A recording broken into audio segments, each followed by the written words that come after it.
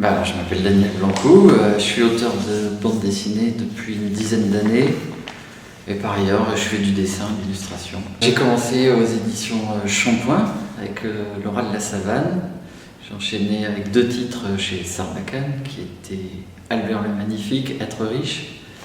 Après j'ai basculé de l'humour à la bande dessinée documentaire avec Retour à Saint-Laurent-des-Arabes. J'ai fait plusieurs titres dans ce registre, notamment en enchaînant les premiers numéros de la revue dessinée sur un sujet sur les gaz de schiste, qui est devenu un album chez Futuropolis, Énergie extrême, et le dernier album, il y a quelques années, qui était Sous le feu corse, avec le juge d'instruction qui avait instruit l'affaire des paillotes à l'époque. Voilà, et puis maintenant, je suis revenu à l'humour chez Sarbacane. Ah, c'est peut-être pas moi, la bande dessinée.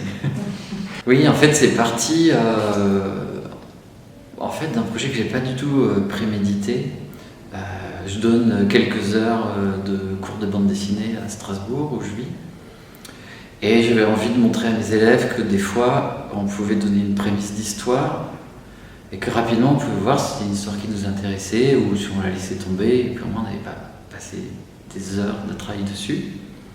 Et pour les amuser un peu, je leur ai dit voilà, c'est l'histoire d'un prof dans une école de bande dessinée, un peu loser, sa carrière n'a pas décollé.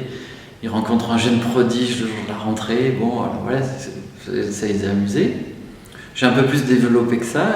Et en fait, après, j'ai suivi l'exercice que je vais moi-même proposer. C'est qu'en le racontant à des amis auteurs, on m'a dit pourquoi tu ne proposes pas un album? Voilà, et puis de fil en aiguille, je me dis oui, pourquoi pas. Et j'ai un ami, Sylvain Moisy, qui est aussi auteur de bande dessinée, qui m'a dit mais si tu fais ce projet, il faudrait vraiment que tu te mettes en scène, tu arriverais vraiment à parler de choses que tu as vécues, des choses qui te correspondent, ce serait plus incarné. J'ai dit oui, t'as raison, si c'est de l'humour, autant me moquer de moi-même aussi. Enfin, finalement, ce qui a fait rire mes élèves, c'était que je me moque de moi et je pense que le lecteur pouvait le ressentir aussi. Voilà. Et de fil en aiguille, c'est devenu cet album. Alors non, c'était pas le but. En fait, je voulais parler de précarité dans le travail et la précarité que je connais le mieux, c'est celle de mon métier. Et je pense que ça peut faire écho à plein d'autres professions en fait. Et je vais pas aller parler de professions que je connais pas. Moi, celle que je connais, c'est auteur de bande dessinée, illustrateur, enfin de gens qui publient du dessin. Et puis, je sais le faire avec humour. Ça permet de souligner des traits, de mettre l'accent sur des choses des fois un peu difficiles. Des fois, en une planche, on va cumuler plein de galères qui nous sont arrivées.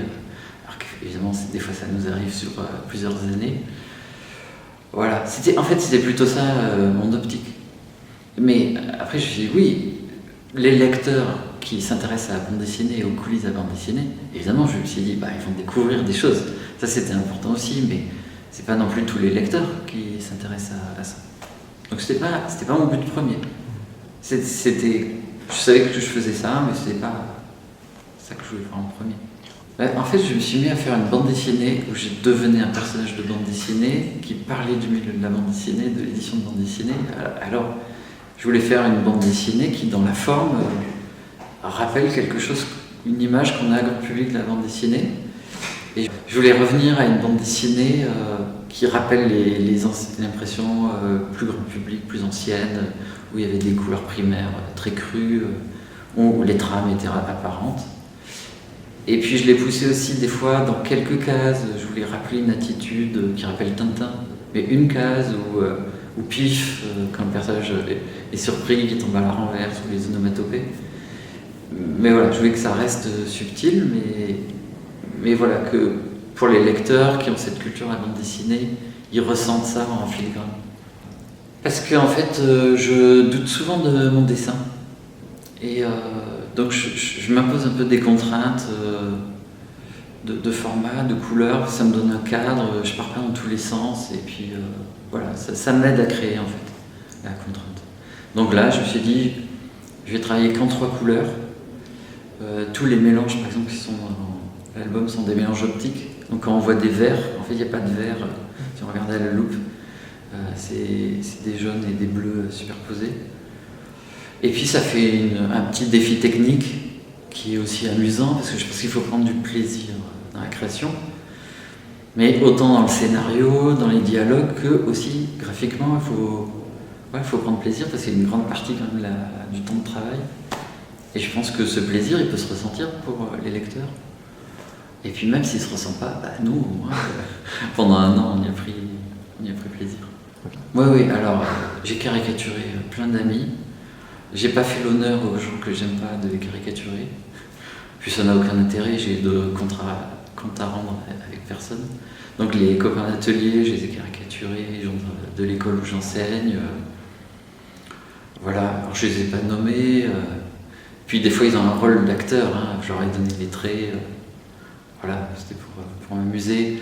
Des fois, il y a quelques éditeurs avec qui j'ai travaillé qui apparaissent le temps d'une case, mais voilà, c'était juste pour faire plaisir, le temps d'un clin d'œil. Ouais, ça m'est arrivé, oui, quand il n'y a personne qui vient. Alors là encore, je force le trait, mais là, lui, il a vraiment personne. Mais quand on a un auteur à côté qui va dédicacer assez pour 50 personnes, et puis nous, on a 3 lecteurs, ça revient un peu au même.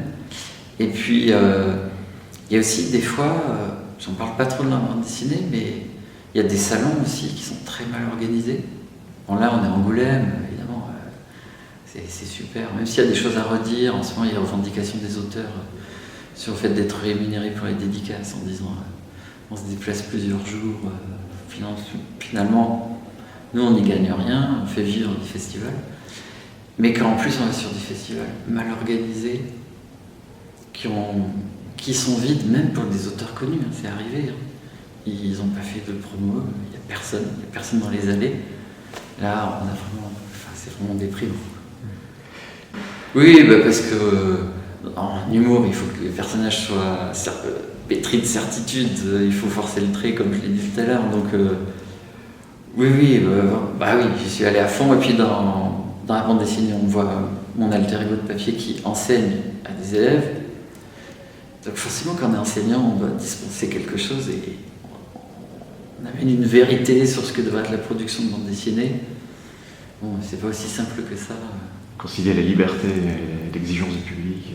Oui, et puis chaque auteur a sa sensibilité. Il y en a qui sont très portés sur le scénario, d'autres sur le dessin, d'autres sur l'improvisation, d'autres sur une écriture très rigoureuse.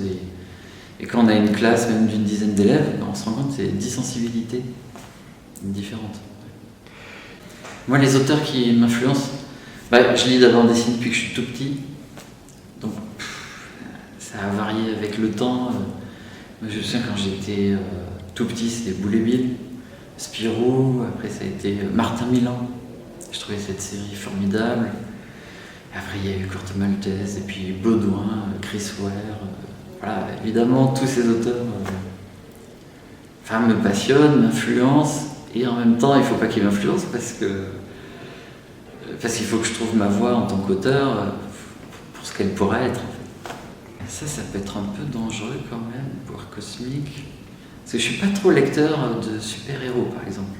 Je lis du manga. Alors, le Pouvoir Cosmique, je ne suis pas sûr que j'en voudrais. Mais allez, jouons le jeu. Je pense que ce serait Chris Ware. Ça me fascine assez son travail, qui au premier abord paraît très froid, un peu très construit, un peu mathématique, et que quand on creuse, il y a une vraie sensibilité. Et cette rigueur associée à quelque chose de très profond, une rigueur dans le dessin, et puis en même temps, les textes qu'il écrit sont vraiment très fins, ça m'épate, quoi. Merci Daniel. Merci. Merci beaucoup.